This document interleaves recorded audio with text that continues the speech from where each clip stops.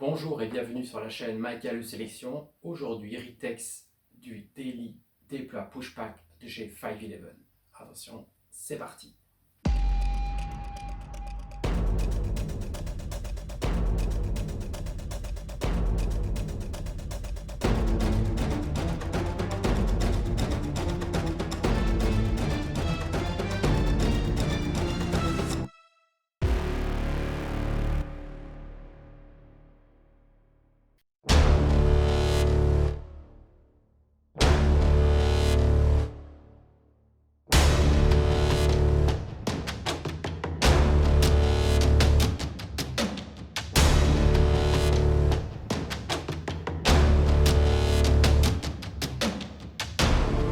Le Daily Déploie Pushpack est basé en fait sur le modèle Pushpack de chez 511, un très vieux modèle, très performant pour l'époque.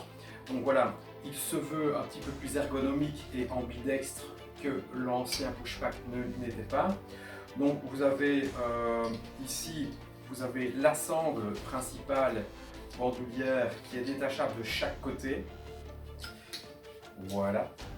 Ce qui vous permet en fait tout simplement, si vous êtes motard, de mettre la sangle tout autour du guidon. Assez pratique, puisque ici l'ergonomie, comme je disais, est ambidextre, donc que vous potez d'un côté ou de l'autre, ce que n'avait pas l'ancien pushpack. L'ancien pushpack, vous devez le mettre à droite, ça épousait parfaitement la forme ici, mais on ne savait pas le mettre de l'autre côté ici. La forme est ergonomique et égale de chaque côté. Donc voilà. Ensuite, vous avez deux petits mollets ici pour accrocher, petits mousquetons, ce genre de petites choses pour agrémenter la sacoche. Ensuite, on descend un petit peu plus bas, vous avez la poche ici rapide. J'aime bien appeler toujours cette poche la poche rapide, c'est celle où on a le plus souvent besoin, donc pour mettre un téléphone, des papiers d'identité, un masque. C'est d'utilité pour le moment. Donc voilà.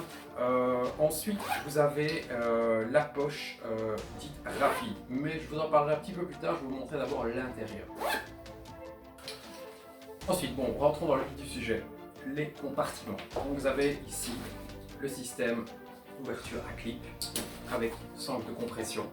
D'accord, ça vous permet de condenser le sac en fonction de ce qu'il y a dedans. Donc voici en fait la poche principale, on va commencer par ceci, poche principale, d'accord, assez volumineuse. Donc voilà, vous avez un compartiment ici qui vous permet de mettre un carnet ou d'autres choses. Les compartiments dits admin avec les inserts pour, voilà, ici j'ai mis un key defender, un cubotane, donc un bic, une lampe. Dans la poche principale, ben voilà, j'ai mis une paire de lunettes sans problème, un spray, grande capacité.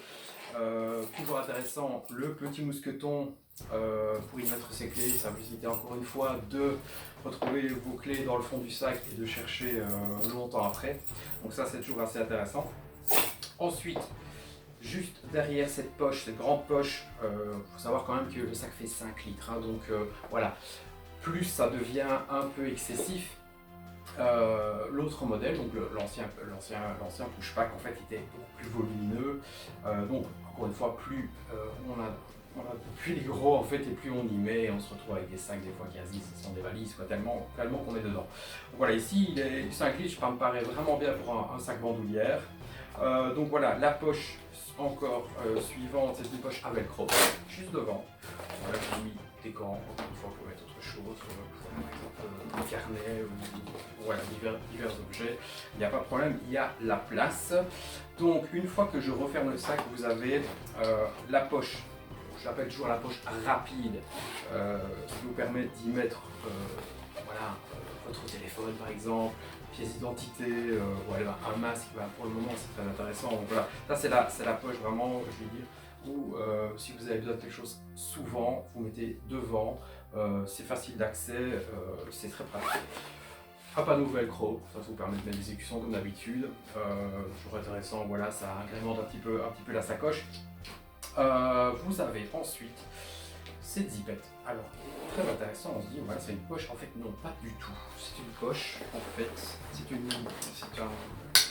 un zip qui vous permet d'accéder au sac. sans devoir ouvrir le système de clip. Donc, vous avez votre, si vous êtes policier, militaire ou autre, vous avez votre arme placée dedans directement, vous n'avez pas besoin de dégrafer. Vous pouvez directement avoir accès à l'intérieur, et aller chercher directement. Allez, bon, voilà, ici dans le cas un spray, je peux le remettre. C'est autre chose, hein, voilà, par exemple mes clés, tout simplement, les clés tout à l'heure, ben voilà, elles sont ici, donc je peux les attraper facilement sans devoir ouvrir tout le sac. C'est vraiment pratique et très très bien pensé, je trouve. Passons maintenant aux poches de côté. Alors sur le côté, vous avez une petite poche ici à déploiement rapide. Donc, voilà, le système filet mèche. Voilà, ici, ben, voilà, par exemple une canette sans problème. Vous pouvez mettre d'autres choses. Ah, voilà, je pense qu'une paire de gants, il va parfaitement aussi. De l'autre côté, vous avez une petite poche cargo à velcro. Ici, dans ce cas-ci, voilà, vous pourriez mettre petite boîte sans problème. Vous pourriez mettre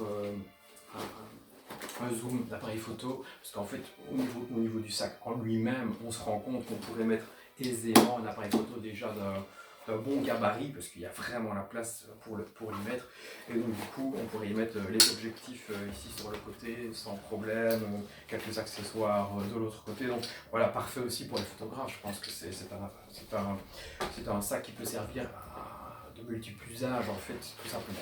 Voilà, donc pour les deux poches de côté.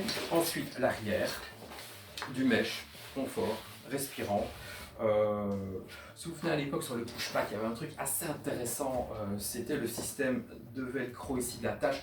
Donc on pouvait attacher le sac, l'ancien pushback à la ceinture, ça évitait qu'il y ait une ballotte comme on dit, si on devait courir ou ce genre de choses. Ici il n'y a pas le système, par contre on a un très très gros confort ici au niveau du flanc. Maintenant l'ergonomie fait aussi en sorte qu'on peut raccourcir le sac au maximum, donc au niveau du ballottement je pense qu'on est quand même fortement limité, mais bon voilà, c'est un petit plus que le pushback ancienne génération avait et pas celui-ci. De temps en temps des petites choses comme ça qui changent et qui n'ont pas dû être enlevées, pour moi en tout cas, pour ma part.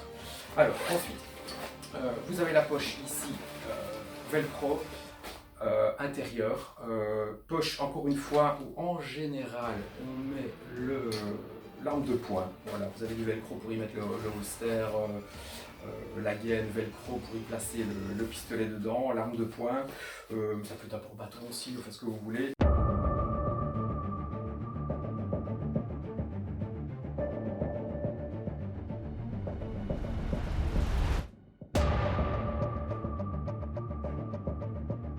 Voilà, c'est assez régulier chez 511 de placer l'arme comme ça à l'extrémité du sac.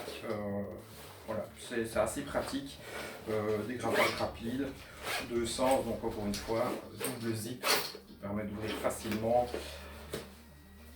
Utile, mais ce que j'ai expliqué tout à l'heure avec la partie ici de prise facile de l'arme dans la poche principale, c'est aussi intéressant. C'est à essayer, c'est à voir, ça c'est chacun son style, et chacun fait un peu comme il a envie, voilà, c'est un choix. Moi je mettrais plus vite des documents dans cette poche contre le flanc, ça c'est mon avis, et plutôt alors je mettrais plutôt mon arme dans la poche à dégravage rapide pour aller chercher plus facilement.